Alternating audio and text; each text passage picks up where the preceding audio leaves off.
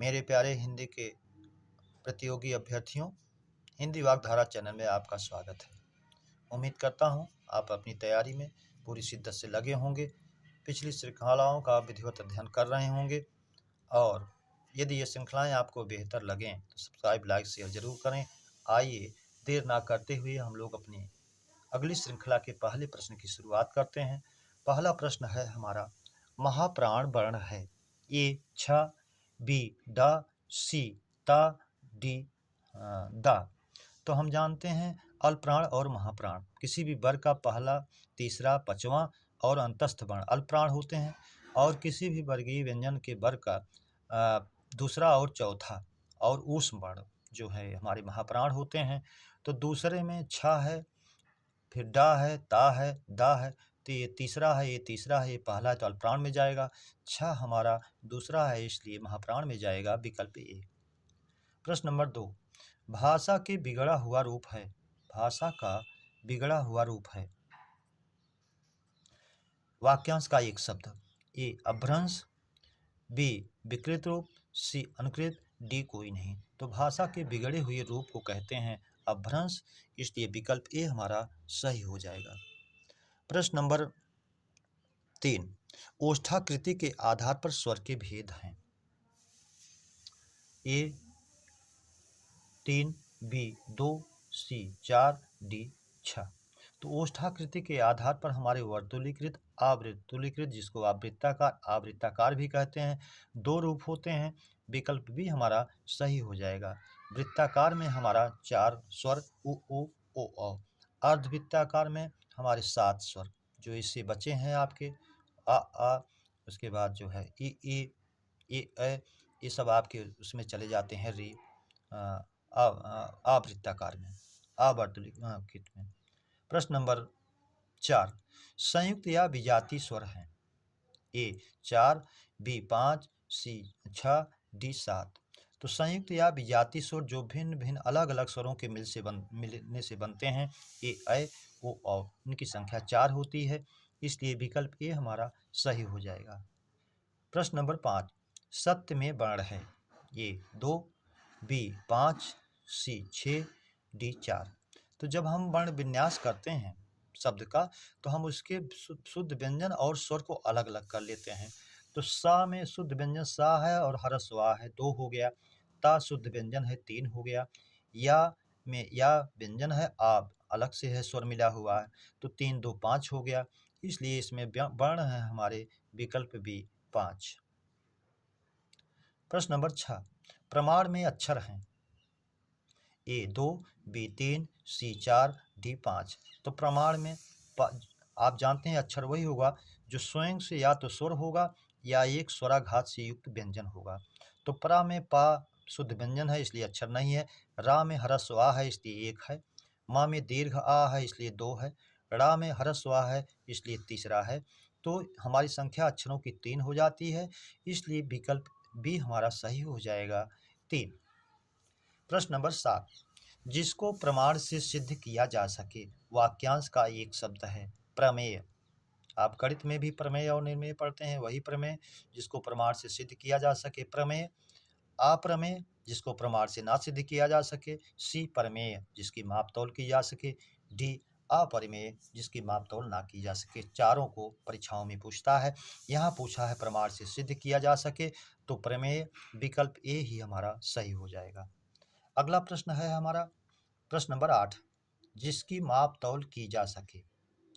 परिमेय, अपरिमेय, सी प्रमेय, डी अप्रमेय। तो उसी से पूछ लिया जिसकी मापतौल की जा सके परिमेय और जिसकी ना की अपरिमेय, तो यहाँ की जा सके की बात कर रहा है, इसलिए परिमेय हो जाएगा, विकल्प ए हमारा सही हो जाएगा। प्रश्न नंबर 9, शोषण का विलोम है। ए पोषण, बी कोषण, सी दूषण, डी सभी। तो शोषण माने किसी को शोषण करना, बी ए पोषण करना, उसका पालन पोषण करना, तो ए शोषण का विलोम हमारा ए पोषण हो जाएगा, सही हो जाएगा। प्रश्न नंबर 10, मत खबरदार यह कैसा निपात है। ए नकारात्मक निपात, बी निषेधात्मक निपात, सी सीमाबोधक निपात, डी कोई नहीं। सीमा बोधक में आप जानते हैं इसी को बलदायक निपात भी कहते हैं, जो परीक्षाओं में बार बार इसी से पूछता है, जो जिसमें आता है तो तक भर ही मात्र सिर्फ केवल। निषेधात्मक निपात में आता है आपका मत खबरदार, तो यही मत खबरदार हमारा बी में चला जाएगा, ये हमारा सही हो जाएगा। और नकारार्थक में नहीं जी नहीं आता है, वो नहीं है। प्रश्न नंबर 11, मत्यानुसार में संधि है, ये गुण स्वर संधि, बी यण स्वर संधि, सी वृद्धि स्वर संधि, डी कोई नहीं। तो मत्यानुसार, मति प्लस अनुसार, मत्यानुसार यण स्वर संधि हो गई, इसलिए विकल्प बी हमारा सही हो जाएगा। यण सूत्र जानते हैं, इका स्थाने यण सयाद अचि, इक के स्थान पर यण हो जाता है आगे असमान स्वर के होने पर। प्रश्न नंबर 12, वर्णों का मेल होता है, ए संधि, बी समास, सी दोनों, डी कोई नहीं। तो हम जानते हैं जब वर्णों का मेल होता है तो संधि होती है, इसलिए विकल्प ए हमारा सही हो जाएगा। प्रश्न नंबर 13, शब्दों का मेल होता है, ए समास, बी संधि, सी अक्षर, डी कोई नहीं। तो जब वर्णों का मेल होता है संधि होती है, और शब्दों का मेल होता है तो समास होता है, इसलिए विकल्प ए हमारा सही हो जाएगा। प्रश्न नंबर 14, जो मांस ना खाता हो वाक्यांश का एक शब्द है, सामिस, निरामिष, आमिष, सभी। आमिष जो मांस युक्त हो, निरामिष जो मांस युक्त ना हो, जो मांस ना खाता हो, विकल्प भी हमारा सही हो जाएगा। सामिष और आमिष एक दूसरे के पर्याय है। प्रश्न नंबर 15, जिसका पति प्रदेश जाने वाला हो, ए आगत पतिका, बी प्रवृत्त पतिका, सी प्रोषित पतिका, डी गमिष्यत पतिका। गमिष्यत पतिका जिसका पति प्रदेश जाएगा, प्रोषित पतिका जिसका पति प्रदेश चला गया है, प्रवृत्त पतिका जिसका पति प्रदेश जाने वाला हो। तो इस वाक्यांश का विकल्प भी सही हो जाएगा, जिसका पति प्रदेश जाने वाला हो। ये आगत पतिका जिसका पति आ गया है, प्रदेश से आ गया है। प्रश्न नंबर 16, सिंह के गर्दन की बाल वाक्यांश का एक शब्द है, उसको क्या कहते हैं, ए अयाल, बी कयाल, सी दयाल, डी अपाल। तो सिंह के गर्दन की बाल को, जो परीक्षाओं में सिंह के गर्दन की ही बाल को पूछता है, और वो अयाल होता है। अगर वो घोड़े की बाल गर्दन की बाल को कहीं कह दे तब भी यही होगा। तो आप ये जानते हैं कि सिंह के गर्दन की बाल हो चाहे घोड़े के गर्दन की बाल हो, दोनों का अयाल प्रयोग होगा। लेकिन प्रायः आपकी परीक्षाओं में जब पूछा गया तो सिंह के गर्दन के बाल को ही पूछा गया है, इसलिए आप अयाल जानते रहें। प्रश्न नंबर 17, नेताजी ने कहा था, तुम मुझे खून दो मैं तुम्हें आज़ादी दूंगा, में किस विराम चिन्ह का प्रयोग है, ए अल्प विराम, बी अर्ध विराम, सी उद्धरण, डी कोई नहीं।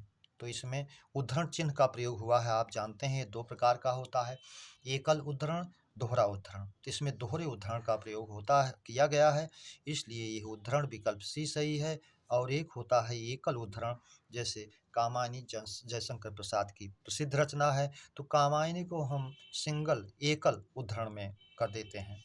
प्रश्न नंबर 18, निम्न में संयुक्त व्यंजन कौन है, ए टा, बी झा, सी या, डी त्रा। तो संयुक्त व्यंजन पूछ रहा है, तो जो व्यंजनों के मिलने से संयुक्त रूप से बना है वो संयुक्त व्यंजन होगा, इसलिए हमारा विकल्प डी सही हो जाएगा। त्रा हम जानते हैं 4 हमारे संयुक्त व्यंजन होते हैं, छ, त्र, ज्ञा और स्रा। प्रश्न नंबर 19, ई चवर्ग और या सा का उच्चारण स्थान है, ए कंठ, बी तालु, सी मूर्धा, डी तन।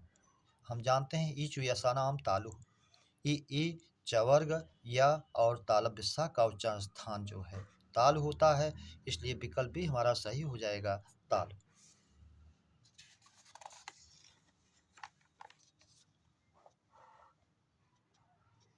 प्रश्न नंबर 19, इनमें कौन सा शब्द स्त्रीलिंग नहीं है, ए दवात, बी दवान, सी दवाई, डी द्वार।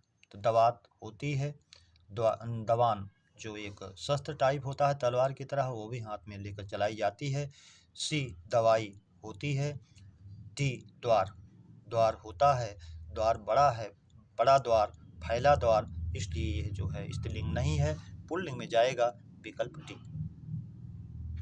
प्रश्न नंबर 20, कौन सा शब्द पुल्लिंग है, यशस्वी, बी हथनी, सी अभिनेत्री, डी आँख। आँख होती है, अभिनेत्री करता है, अपना अपना कार्य करती है। हथनी जाती है, जा रही है। यशस्वी होते हैं। यशस्वी कुछ भी, मुख्यमंत्री, प्रधानमंत्री, आप कुछ भी कह सकते हैं, किसी व्यक्ति के ऊपर प्रयोग कर सकते हैं। इसलिए विकल्प ए हमारा सही हो जाएगा। ये पुल्लिंग है, यशस्वी। प्रश्न नंबर 21, वह काम बहुत ढंग से करते हैं में काल है। ए सामान्य वर्तमान काल, बी सामान्य भूत, सी सामान्य भविष्य, डी कोई नहीं। तो वह बहुत ढंग से काम करते हैं या करते हैं में काल पूछ रहा है। सामान्य रूप से वर्तमान काल में हो रहा है। ता है, ती है, ते है, आ रहा है। विकल्प ए हमारा सही हो जाएगा, सामान्य वर्तमान काल। प्रश्न नंबर 22, मुख्य अतिथि के सम्मान में यह आयोजन किया गया है। रेखांकित में कारक है। सम्मान में किया गया है, तो इसके सम्मान में हमें देखना है। ए अधिकरण, बी संप्रदान, सी करण, डी संबंध। तो सम्मान में पै पर आप जानते हैं अधिकरण में जाता है, इसलिए विकल्प ए हमारा सही हो जाएगा, अधिकरण। प्रश्न नंबर 23, मेरा शिष्य कौन है में कारक। ए संबंध, बी करण, सी संप्रदान, डी अधिकरण। तो मेरा शिष्य कौन है, यहाँ शिष्य का मेरा से संबंध बताया जा रहा है। रा रे री का के की नाने नी आप जानते हैं, तो संबंध कारक का होता है, इसलिए जो है संबंध कारक में जाएगा विकल्प ए। प्रश्न नंबर 24, निम्न में तत्सम है। ए करोड़, बी तेल, सी पीपल, डी दिवस। तो करोड़ का जो है तत्सम कोटि होता है, ये तद्भव है। बी तेल का तत्सम तैल होता है, इसलिए ये भी तद्भव है। सी पीपल का तत्सम पिप्पल होता है, इसलिए ये भी तद्भव है। डी दिवस, दिवस जो है तत्सम है। दिन और दिवस दोनों तत्सम होते हैं, इसलिए विकल्प डी हमारा सही हो जाएगा। प्रश्न नंबर 25, निम्न में कौन सा तद्भव नहीं है। ए धरती, बी नेवला, सी नाच, डी दीपावली। तो कौन सा तद्भव नहीं है। धरती है, इसका तत्सम धरित्री होता है। बी नेवला तद्भव है, इसका तत्सम नकुल होता है। सी नाच, ये तद्भव है, इसका तत्सम नृत्य होता है। डी दीपावली, ये तत्सम है, दिवाली का तत्सम दीपावली होता है, इसलिए ये तद्भव नहीं है, तत्सम है। प्रश्न नंबर 26, प्रत्येक में उपसर्ग है। ए प्रति, बी प्रत, सी प्रत्यय, डी प्रत। तो प्रति प्लस एक यण स्वर संधि हुई है, प्रति उपसर्ग है, इसलिए विकल्प ए हमारा सही हो जाएगा। प्रश्न नंबर 27, पढ़ने वाला में किस प्रत्यय का प्रयोग हुआ है। ए कृदंत, बी तद्धित, सी देशज, डी विदेशज। तो हम जानते हैं जो प्रत्यय क्रियाओं में लगाए जाते हैं वो कृदंत कहलाते हैं, और जो प्रत्यय संग्रह सर्वनाम विशेषण में जोड़े जाते हैं वो तद्धित कहलाते हैं। यहाँ पढ़ना क्रिया है, वाला जोड़ा गया है क्रिया में, इसलिए ये विकल्प ए कृदंत प्रत्यय में जाएगा। प्रश्न नंबर 28, छलिया में प्रत्यय है। ए या, बी या, सी लिया, डी कोई नहीं। इसमें मूल शब्द छल है, या प्रत्यय है, छलिया बना है, इसलिए विकल्प ए हमारा सही हो जाएगा, धोखेबाज। प्रश्न नंबर 29, अशुद्ध विलोम युग्म है। ए अपना पराया, सही है। बी आस्था अनास्था, ये भी सही है। सी आकाश पाताल, ये भी सही है। डी अग्नि आग, अग्नि और आग, आग का तत्सम अग्नि होता है, और आग उसका पर्यायवाची दे दिया गया है, तद्भव तत्सम यही दे दिया गया है, विलोम नहीं है, इसलिए विकल्प डी हमारा सही हो जाएगा। प्रश्न नंबर 30, क्षुद्र का विलोम है। ए विराट, बी महान, सी बृहद, डी सभी। क्षुद्र माने होता है छोटा, तो अब इसका विलोम विराट भी होगा, महान भी होगा, बृहद भी होगा। तीनों को दे करके विलोम पूछता है तो आप क्षुद्र लिखेंगे। वैसे विराट का शुद्ध विलोम क्षुद्र ही होता है, लेकिन तीनों का भी विलोम माना जाएगा, इसलिए विकल्प डी हमारा सही हो जाएगा। अगर क्षुद्र का तद्भव करके छोटा पूछे तो आप बड़ा कहेंगे, छोटा का क्षुद्र, तो क्षुद्र का जो है विराट, महान, बृहद हो जाएगा। प्रश्न नंबर 31, आडंबर का पर्याय नहीं है। ए ढोंग, बी पाखंड, सी दर्प, डी ढकोसला। तो आडंबर माने दिखावा, तो इसका पर्याय जो है ढोंग भी है, पाखंड भी है, ढकोसला भी है। दर्प जो है अहंकार या घमंड नहीं है, इसलिए विकल्प सी सही हो जाएगा, ये नहीं है। प्रश्न नंबर 32, अरण्य का पर्याय नहीं है। ए कांतार है, अरण्य माने जंगल होता है। बी विपिन, विपिन माने जंगल होता है, ये है। सी वन, ये होता है इसलिए है। डी कुलीन, अच्छे कुल में जो उत्पन्न हुआ है इसलिए ये नहीं है, ये भिन्न है। विकल्प डी हमारा पर्याय नहीं है। प्रश्न नंबर 33, पंख का पर्याय है। ए कीचड़, बी करदम, सी गिलाब, डी सभी। तो पंख का पर्याय, पंख माने कीचड़ होता है, इसका पर्याय कीचड़ भी है, करदम भी है, गिलाब भी है, इसलिए विकल्प डी हमारा सही हो जाएगा। गिलाब को आप जान लीजिए, गिल माने होती है मिट्टी, आब माने पानी। आप इस तरह से इसके अर्थ को समझिए कि अगर पानी और मिट्टी को मिला दिया जाए तो कीचड़ बन जाता है, इसलिए गिलाब आपको अटपटा लग रहा होगा, ये भी पंख का कीचड़ का पर्यायवाची है। प्रश्न नंबर 34, कुत्सा का पर्याय है। कुत्सा का शाब्दिक अर्थ होता है निंदा। विकल्प ए भर्त्सना, निंदा ये भी पर्यायवाची है। बुराई ये भी पर्यायवाची है। ग्रहणा निंदा करना ये भी पर्यायवाची है। डी सभी, इसलिए तीनों हैं तो सभी में हमारा सही हो जाएगा। प्रश्न नंबर 35, अंगना का समानार्थी है। ए आंगन, बी पल्लू, सी स्त्री, डी द्वारा। तो अंगना जो है स्त्री का पर्यायवाची है, इसलिए विकल्प सी हमारा सही हो जाएगा, स्त्री अंगना। प्रश्न नंबर 36, इति इति समश्रुत भिन्नार्थक शब्द का अर्थ है। समाप्त, विघ्न, शुरू, समापन, ऐसा, वैसा, डी कोई नहीं। तो इति माने होता है समाप्त और इति माने होता है आपदा, विघ्न। तो विकल्प ए ही हमारा सही हो जाएगा, समाप्त, विघ्न। प्रश्न नंबर 37, किसी विषय पर तत्काल बोलना वाक्यांश का एक शब्द है। ए आशु भाषण, बी द्रुत भाषण, सी विलंब भाषण, डी कोई नहीं। आश माने होता है शीघ्र, भाषण माने बोलने वाला। आशु से और भी बनता है, आशु भाषण इसका हो जाएगा। जैसे कहता है आशु भाषण, आशुतोष शीघ्र ही संतुष्ट होने वाले, तो भगवान शंकर का पर्यायवाची बन जाता है। आशु लिपिक टंकर का काम शीघ्रतापूर्वक करने वाला। तो इस तरह से आश के और भी वाक्यांश के शब्द बनाए जा सकते हैं। प्रश्न नंबर 38, बंदूक, धनुष, बाण, गुलेल हैं। ए अस्त्र, बी शस्त्र, सी दोनों, डी कोई नहीं। तो धनुष, बंदूक, धनुष बाण, गुलेल। तो बंदूक पहले कई बार परीक्षाओं में भी शस्त्र मान लिया गया है, लेकिन बंदूक वास्तव में अस्त्र है और अब ये अस्त्र ही माना जाएगा। आप इसको अस्त्र ही जानिए, इसको आप इस रूप में जानिए कि आपके अंदर करंट है, अगर वो करंट आपके माध्यम से स्पर्श से उसमें भी पहुंच जाए तब तो समझिए कि शस्त्र है। यहाँ बंदूक से निकली हुई गोली जा करके घायल करती है, इसलिए वो शस्त्र नहीं है। धनुष में बाण जाके घायल करता है, इसलिए धनुष जो है शस्त्र नहीं है। गुलेल में निकला हुआ उससे जो भी टुकड़ा होता है मिट्टी का या कुछ भी, वो जाके लगता है, इसलिए ये भी नहीं है।